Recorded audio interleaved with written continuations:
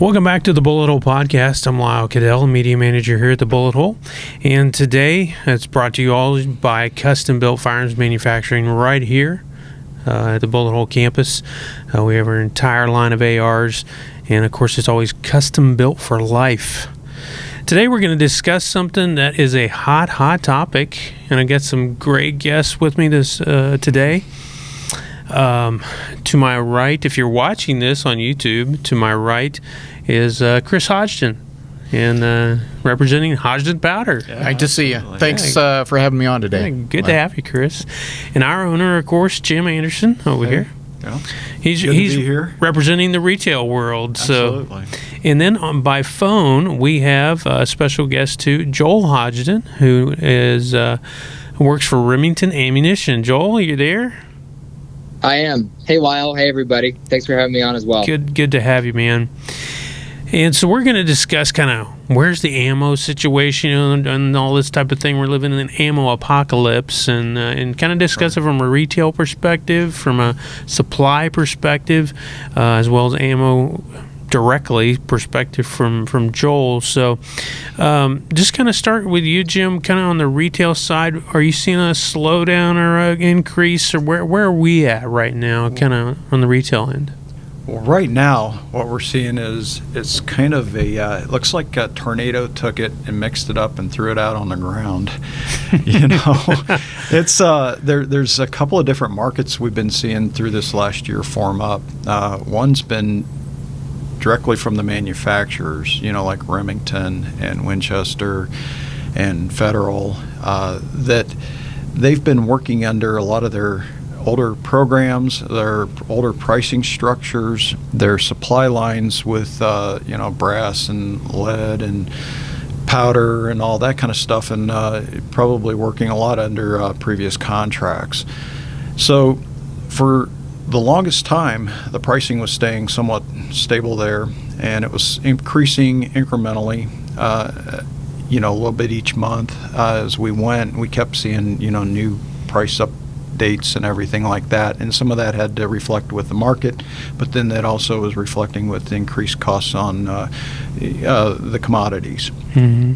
Then there was a secondary market that started to pop up. It was these guys that were buying big lot quantities, either from the major manufacturers, from distributors. Maybe it never made it into the actual distribution network, but they were buying it there. There were people that were importing it.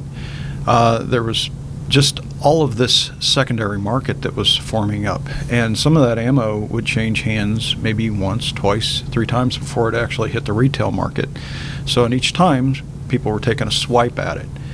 But that was where the majority of the big bulk ammo was. Mm-hmm. So it was a question of, do we buy into the, buy from the manufacturer, which we have a definite preference in doing, but they're really thin quantities because of the market pressures that were there. Or do we buy over here and we can get just about as much as we need in some instances, and sometimes the price kept it down. So a lot of the buying has been being done in the secondary market there, where you see big piles of stuff, or even in the secondary market where some of the like reloading manufacturers have had to buy materials and components and everything like that, and they're paying more than you would naturally pay for them, even under contracts. So it's really kind of brought the price way up here, and then when they see other manufacturer ammo come in, it's coming in more a normal market rate, but it's not coming in big quantity. So between those two markets, it's been real interesting, where people have had to pay a little bit more to get more ammo at one time. If you're a box buyer, then you can buy over here, but even that, some of the boxes and some of the main line, manufacturers have gone up, and we're buying it through secondary markets. So, but it's starting to kind of, there's a lot of ships that were held off shore during COVID, and not to go on, but a lot of that stuff wasn't getting unloaded, and there was, with the LA was shut down for a long time. It's a labor shortage too. Right, and I heard as much as 80% of the stuff wasn't getting unloaded at the Long Beach and things like that. So as things start to right themselves there, we're seeing a lot of that start to come in, and we're starting to see some price slippage in that secondary market. And we're just kind of, each month and each week you're kind of playing it by ear, trying to figure out where these two are going to kind of, get some equilibrium, because what's happening is from what I'm seeing, and I'm sure Joel's going to have some, and Chris is going to have some input on this, it's the manufacturer side is starting to kind of come up. This other side's starting to come down, and it's going to probably meet somewhere. And Joel, you've helped get the startup going down there in Lone Oak, at the Lone Oak plant for Remington, and you guys had to really kind of start from somewhat scratch or from a bare bones team, didn't you? Yeah, Lyle. Well, as you guys know, Remington Ammunition, we make all of our ammo here in Lone Oak, Arkansas, about a half hour outside of Little Rock. And when our company walked in the door and took over the new Remington ammo from the old Remington company last fall, it was pretty bare bones. We weren't fully staffed. We didn't have the raw materials in the door that we needed to make ammunition. And so that's something that we've been working through. And the good news is Jim's right. Production's been getting better, and we're hiring hundreds of folks. And, of course, still dealing with, COVID costs, commodity headwinds, raw material cost increases. But we're just making as much ammo as we can. And I'm happy to say that production is going up, and we're doing a better job. And maybe, some folks don't realize the reality of the fact that when you kind of restart a plant, that it takes a little time to train people to get to really get 100%. And so I don't know where you guys at, or really at capacity. Are you at capacity right now, or do you still have a little ways to go? We're getting to capacity and building capacity, going beyond our former capabilities as fast as we can. So, like I mentioned, we're hiring hundreds of folks. We're going to 4 shifts and 24/7 as fast as possible. Yeah, it's great. But to your point, Lyle, that does take time. And the guy that walks in the door that we're really excited about, and we're glad to have him on the bullet swager or on the packing machine or on the shot tower.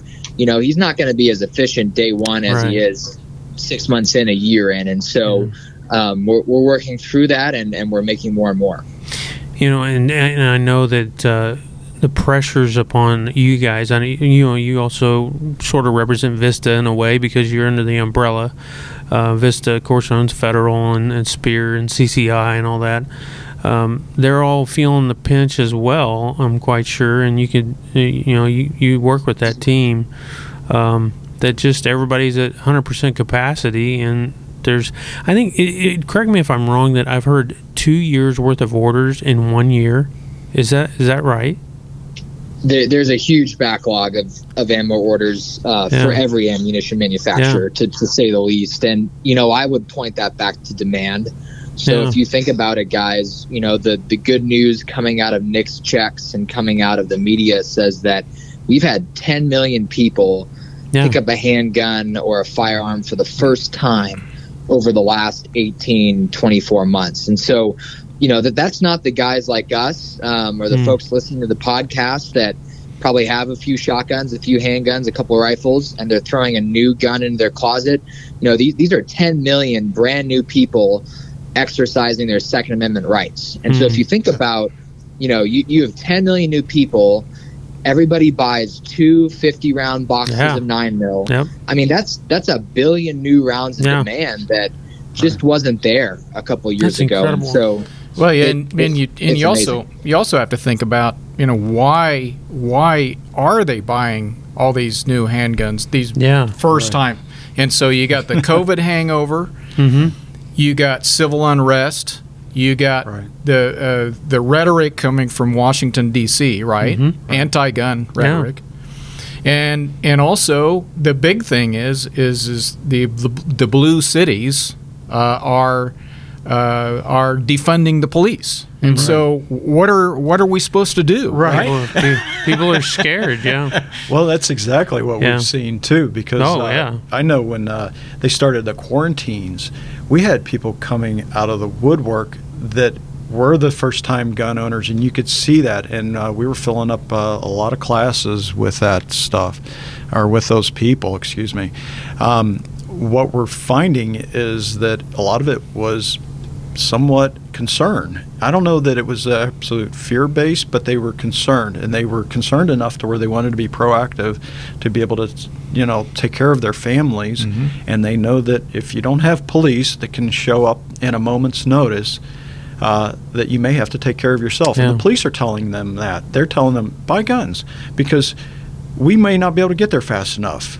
And, there's those sheriffs and the people that don't like guns that use them for their job, but they don't think anybody else is responsible enough. Usually the incident has already happened, then the police show up. Yeah, exactly. So those guys are a little bit more maybe politically motivated, but they're not looking at it in reality, And we are our own first responder. And Chris, from the powder perspective, COVID hit, 2020, we've never seen anything like this in our lifetimes.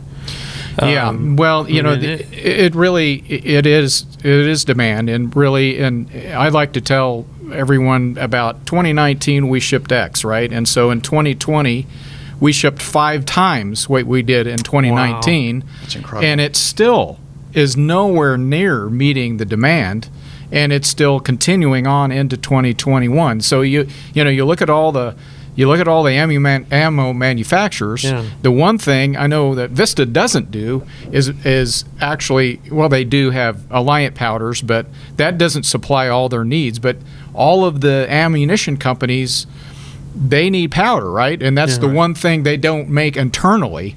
Yeah. They make all the other things around it, but they don't actually make the powder. So that's part of the market demand for us. Have you seen? In your 30 years probably plus of experiences. Have you seen anything like this? Well, during the Obama era, yes.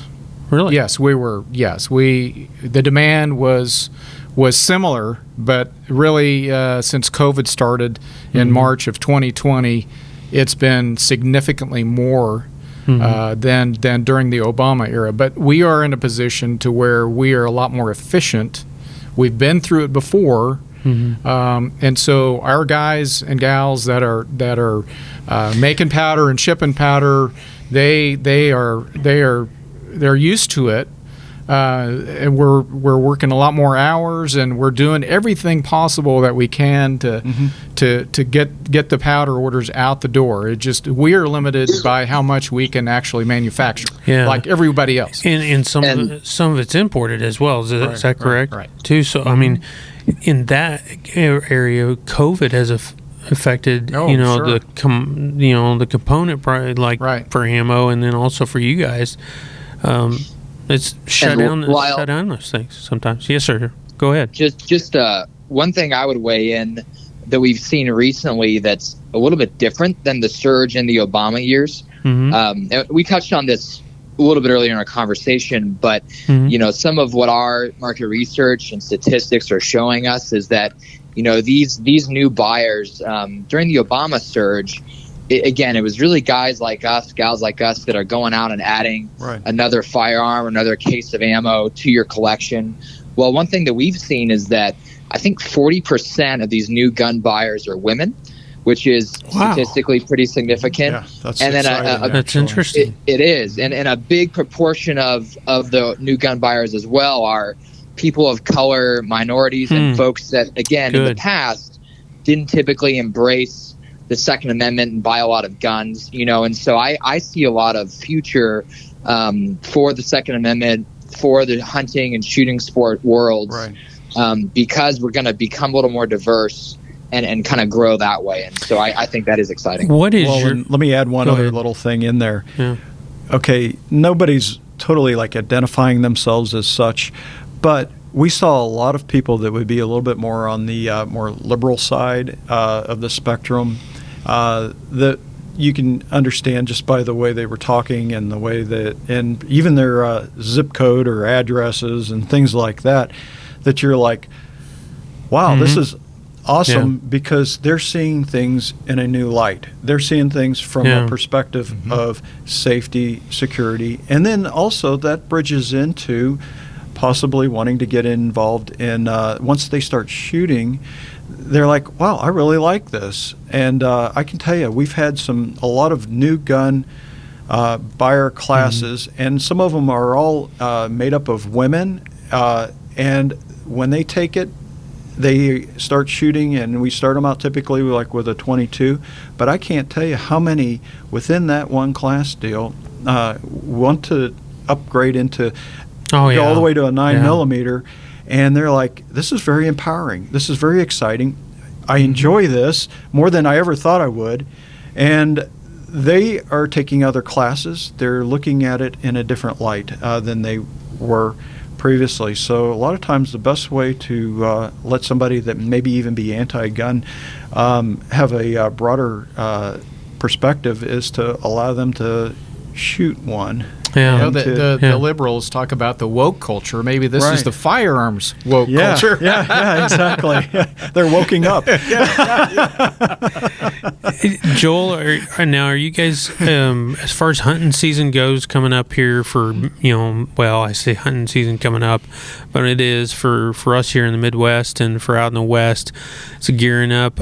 Is that going to be a tough thing, or can you talk about that at all? With your rifle calibers and things like that are going to be needed. Yeah, I'd be happy to. While I will say, just like how we've seen record number of new gun owners of all different kinds of backgrounds, like we're talking about, our data is also showing that hunting license sales are up, days spent in the field hunting are up. And so, whether it's COVID or kind of farm to table or whatever movement you want to call it, more folks are getting out and hunting, which is great, because, I love to shoot, but I kind of shoot to hunt. Right. And so that's part of my background. But to your point, we are gearing up, of course, and trying to get more and more ammo out the door of all shapes and sizes. And we make plenty of 9mm, right. And plenty of, shotgun shells and everything else, but I think kind of the crown jewel in our product line here at Remington is core locked. Yeah. Right. It's the deadliest mushroom in the woods, and it's been killing more deer in the Midwest since forever, right? 80 plus years. I shot my largest buck with a core lock. I love to hear it. And so, we're going to make sure that we're making plenty of core locked and the 308s, the 30-aughts, the 270s, the 243s of the world, the 6.5s. But, our heritage is having core locked in a ton of different rifle options and a ton of different grain weights. And so, we're not forgetting about the 30-40 Craigs or the, the 35 Remingtons or whatever that might be, right? We're focusing on just getting everything out. But that's going to, again, it just takes time. And I'm hearing an optimistic spirit from everybody. We did go through the year of COVID, and we're still going through the effects, and we're still going through this demand, though, is a positive thing. And one thing I'd like to point out is just think about a year ago now. Yeah, right. We only had Winchester and Federal, right? Right. Yeah. And so we had a vacuum of huge vacuum of without Remington ammo out there. Where are you going to get your ammo? There's just less choices, right, and less ammunition out on the market. So now everything is switched around, and it sure helps. Right. Well, they fill the market. Absolutely a major manufacturer. Well, and Joel, correct me if I'm wrong, Joel. You guys were, Remington at its heyday was producing 20%. Is that about right? Yeah, I'd say historically, you think about Federal, you think about Winchester, you think about Remington as kind of the big three manufacturers, right? And so plenty of other folks out there, of course, that make some good ammo. But I'd say we divided up the market pretty well between those big three historically. That's so. There, and the folks are looking at the prices and all that type of thing, and there's going to be, with inflation that happens, Yep. That's the big unknown right now. Yeah. Because I've just been reading some different articles, Yeah. and they don't know what to think of this inflationary pressure that's right now. Now, whether you may have your own opinion of what's causing it, but at least the message that's being presented to the public is they don't understand exactly if this is going to be a permanent or a temporary thing, or if it's going to be a combination of that because of the COVID hangover that we've had, and it's changing things. And there was so much limited capacity, and even like car manufacturers thought they weren't going to sell nearly as many cars, so they canceled a lot of their chip orders. And then quite the opposite happened. So now you've got chip makers that shortage are behind the curve, and then all of a sudden you've got, because that's a cascading effect, they've got the raw materials are behind the curve, everything's behind the curve. So then you're looking at price pressures. So are those going to go away? And that's the easiest example that they used on this. Is that going to be a temporary thing? And then how much of it's actually going to stick because of the printing of money and things along that line? There's just a lot of unknowns I was just on a discussion yesterday with some folks about it. And I don't think that sometimes everybody takes it all in, that this is a business world. It's not, the gun industry is a business. It's not It's just worldwide. and it's worldwide. Sure. And so we haven't in our lifetimes necessarily seen all the pressures that have come to bear, and now we're seeing political pressures, and we're seeing health pressures, and all these types of things come to bear. And inflation, I tried to bring it to the people this way, is that bread's going up, right? Milk's going up, and fuel. Yeah. You're paying $3 almost a gallon now. Right. They're saying it could go up to $5 to $7. That scares the life out of me. But anyhow, $5 to $7 a gallon. But just like for you and for Joel on the phone here, you guys have to truck that powder. It has to travel from point A to point B, and that price, you're not going to just swallow it up and say, well, we had to pay $5 a gallon, gas. Right. No, it comes down to the consumer, and so, for Joel, you're dealing with the prices in ammo. It costs to make stuff, and when your prices go up on the commodity market, that's going to go up, and it's called inflation. And I think we forget that sometimes. Go ahead. And weighing in on that too, while the economy is doing really well right now, and like Jim mentioned, the labor market's doing well, and so everybody's got plenty of money to spend, and it means a lot when people go out and buy a green box of ammo, because you don't have to spend the money on that, right? That's shooting's your pastime, hunting's your pastime. You don't need to. Well, maybe you do put food on the table like I do, right, with hunting. Yeah. But you got to pay rent, you got to pay your bills, and so it means a lot when people buy our product and we're their passion. But I passed a McDonald's the other day, and the sign up front said, hiring. If you need a steady stimulus check, apply inside. Yeah. That's great. That's good. It's hard to hire, and folks have good jobs and are making good money right now, and so everything starts costing more money. Yeah, and so the business aspect of the gun industry, I think, is something that people. And maybe you can speak to that, Chris, a little bit better too. How that. Well, like Joel said, it is what we do is a passion, and not only, buying a gun. Obviously, you're buying a gun for a lot of different reasons, but to defend your home is number one, and number two, you do it for pleasure. Right. Mm-hmm. But really, what we do, like Joel says, is you don't have to buy it.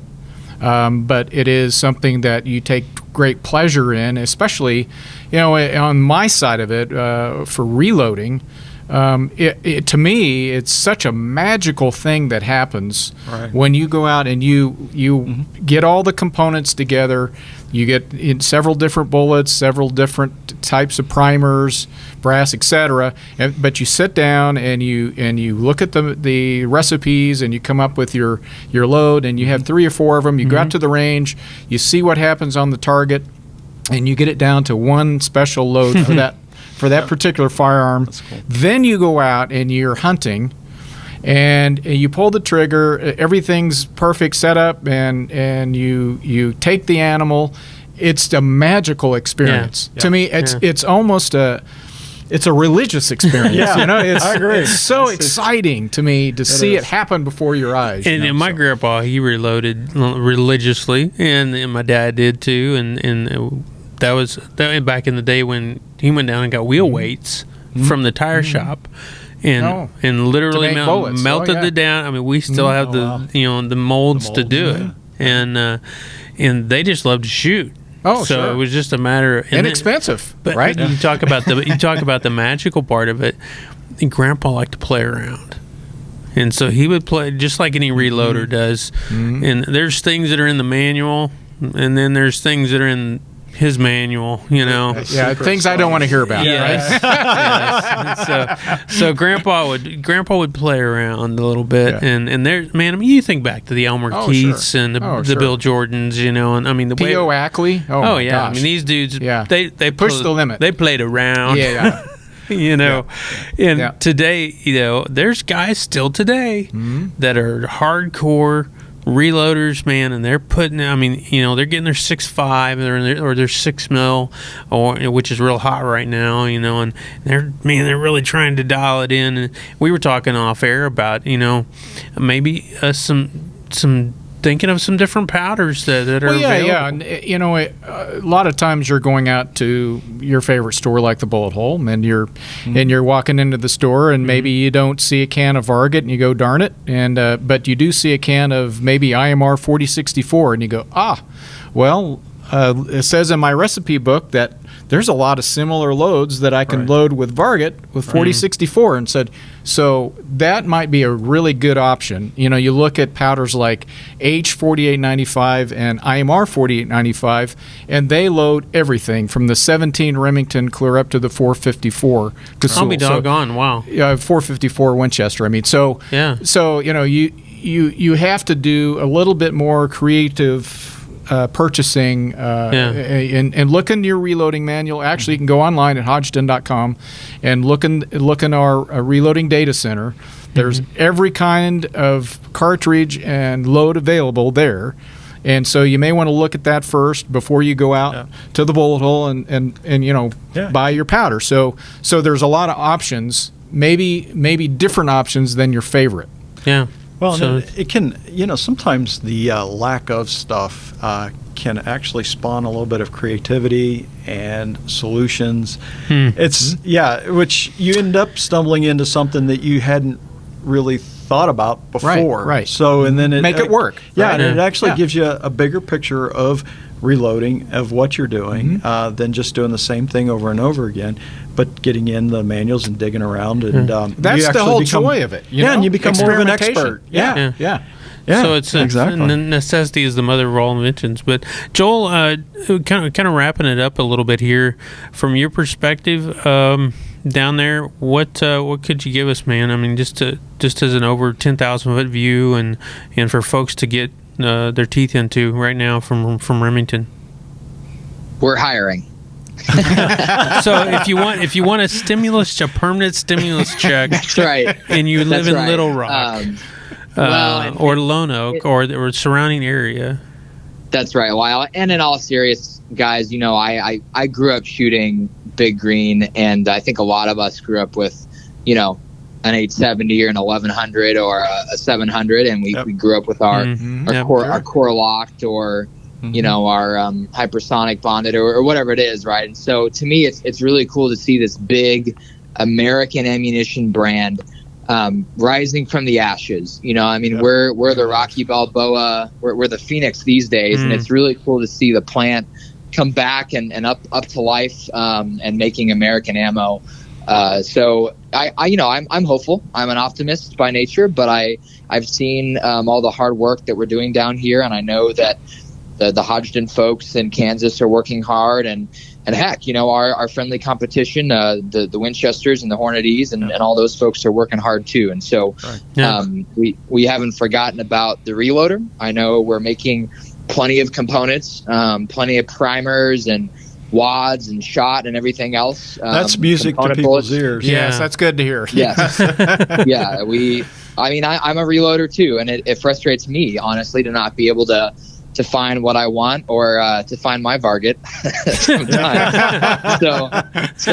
No, I feel their pain, and we're working hard. I just ask that, folks are patient with us and give us some time to really bring Big Green all the way back. Yeah, that's good. That's a good word, man. Yeah. And patience. And that's what I was preaching yesterday. These folks, was just patience. And so, I think, everybody's been spoiled. Really, we've been spoiled. And so, from the Hodgdon end, then, Chris, what as we wrap up? I mean, what's the viewpoint? Well, we just to let everyone know that we are doing our best to take care of our customers, and we recognize that there's our customers. A lot of them are frustrated and difficult to find product, but we are doing our level best.